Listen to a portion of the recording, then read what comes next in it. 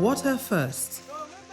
This was on Darius Dixon Ishaku's mind when he assumed office as governor of Taraba State on May 29, 2015. The average Taraba resident lived for decades without adequate access to potable running water, due largely to weak institutions, aging infrastructure, along with a rapidly growing population. Inadequate access to safe drinking water, together with poor sanitation, greatly limited the economic growth of the state. We don't get water for water, but for Sarkindwaki. Now we dig our borehole for river, come to sell water for people. This was until the coming of the present administration. When I came, they were going into the streams to fetch water, raw water, to go and sell at homes. I thought that shouldn't be the case. Apart from that, the illness. Over 50% of our cases in the hospitals are waterborne diseases. So I knew the problem of water was key to the state. Not only the state capital, all over. And that stuck to my mind. And so by solving the water problem, I've stopped 50% of illnesses into the hospital. The governor made some decisive short, medium and long-term interventions, beginning the upscaling of water supply to Jalingo. In the short term, he ensured that all broken down equipment in the water supply schemes in Jalingo and other major towns were immediately repaired, and within 2 weeks, the capital had its running water restored. To continue with this momentum, the governor sought the support of development partners to align his efforts with international best practices. One of the key things that was expected of for each of the states to produce is a government commitment, signified by a signed letter from the governor and from any higher officer, especially from the State Water Board. Out of 14 states that USAID asked us to work with, they were able to meet all those criteria and they were selected. One of the biggest setbacks to the provision of water, sanitation and hygiene services in Taraba State had been the absence of a robust legal framework to guide and sustain the development of water resources. We came up with the laws that would be better for the people of Taraba to attract, or for the government of Taraba to attract foreign donors. It was from there the World Bank, now through the United States Agency for International Development, came up with their own policy in Taraba State. The Taraba State WASH reforms are focused on 4 key areas: governance, infrastructure, commercialization, capacity building, and ICT. The governance reforms focused on the review of existing policies and signing of a new WASH law that provides for the creation of 4 WASH sector institutions: Tawasco, Stowasa, and Ruwasa as service providers, while Tawasrec is for regulation. The law also provides for a steering committee and granting of management and financial autonomy to the WASH sector institutions. They are to protect these facilities. First of all, we call the line ministries and representatives of the local people at the various local government areas to sensitize them and to tell them what they are going to expect. The water is going to be regulated through installation of meters. At least some stipends has to be paid. All over the world, people pay at least not for the water, but for the services rendered. We are ready to pay if you carry water board, come give us for you. These reforms have established legal framework for water resources development in Taraba State. To implement the governor's medium-term goals, the 4 new WASH institutions rehabilitated, upgraded and expanded existing water supply infrastructure across the state with the support of development partners, African Development Bank and USAID EWASH. The Magami Water Production Facility has been rehabilitated and fitted with new AVR and other facilities for seamless operations. Its upgraded treatment plant pumps clear water to north and central Jalingo. Before the installation of this tank, we were having serious challenges of water.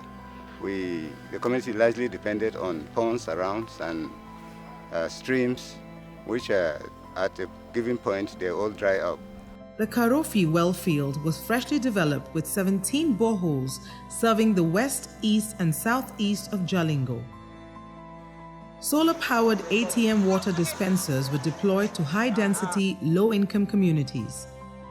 Gaskiya an samu saukin zuwa nesa kuma an samu ruwa mai kyau. Inda an kai ma mutane suna yabawa. Ko ba gaskiya ba suna jin daɗin ruwan. Over 1,000 boreholes were drilled and equipped across the state with support from the federal government and JICA. Spring water has also been harnessed and supplied to certain communities on the Mambila Plateau and in Karim Lamido local government areas. New water storage tanks were constructed in various locations across Jalingo and other major towns to boost clear water storage capabilities. These storage tanks, together with the extension of 400-kilometer distribution lines, have greatly increased the coverage of water supply across the state. By undertaking these institutional and infrastructural reforms, the governor has ensured that present and projected population of Jalingo will have reasonable access to potable water for the next 10 years. For the sustained growth and development of the state, the governor embarked on the Jalingo Primary Water Supply Scheme.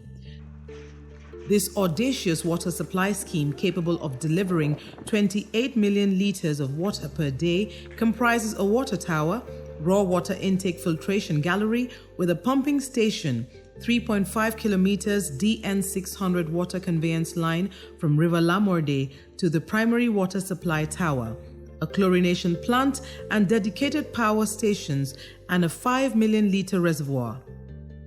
The scheme is designed to meet the total water demand of Jalingo city, thus marking the beginning of water revolution in Taraba State. The whole Taraba State is a young state. The city of Jalingo is a growing city, and so it is with all other cities within the state. There are potentials.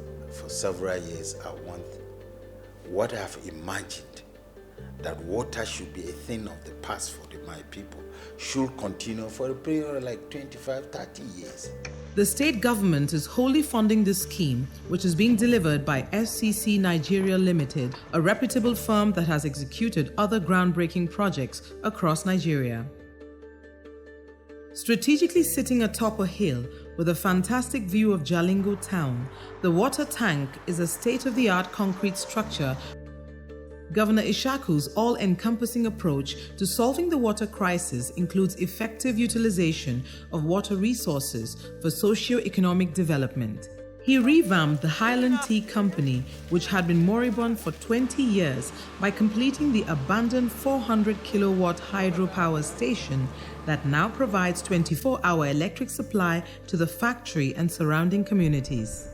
Water facilities have also been installed in various locations to support irrigation and intensive agriculture in the state.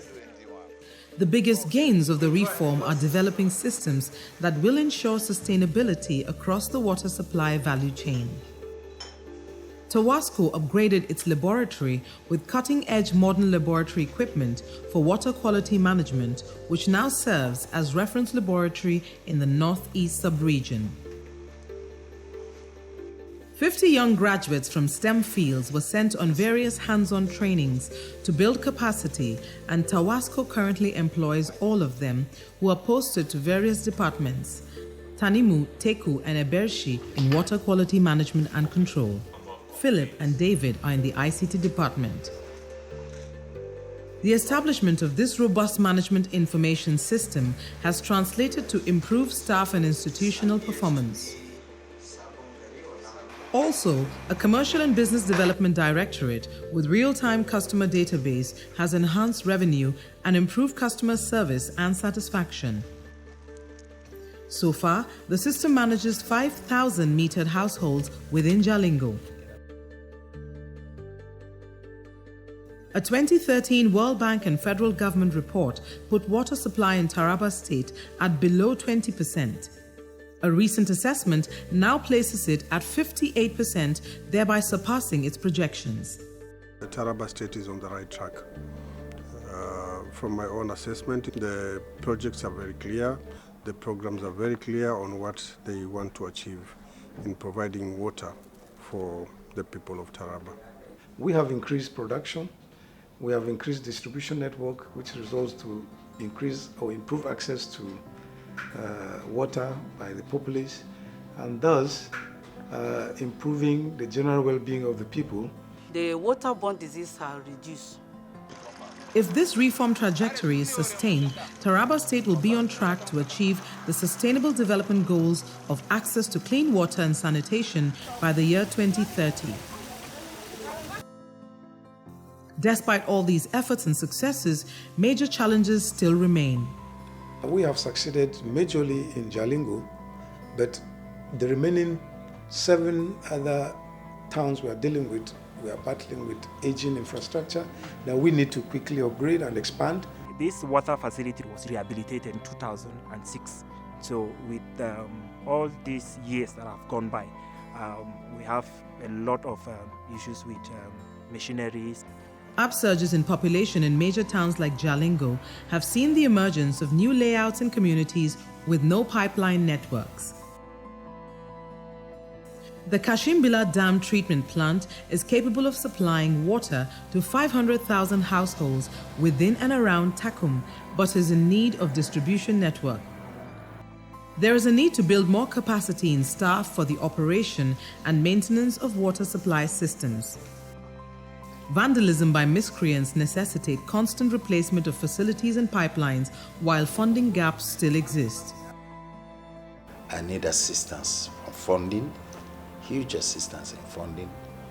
I need our development partners like African Development Bank, USAID, JICA and others to come to our aid. If we have enough funding, we'll be able to expand to the small towns and rural areas. In spite of all its effort and support from development partners, there is still a huge gap that needs to be filled if WASH is to be implemented throughout the state. The present government recognizes that water, sanitation and hygiene are at the core of sustainable development and is investing all it can afford to provide adequate infrastructure and facilities.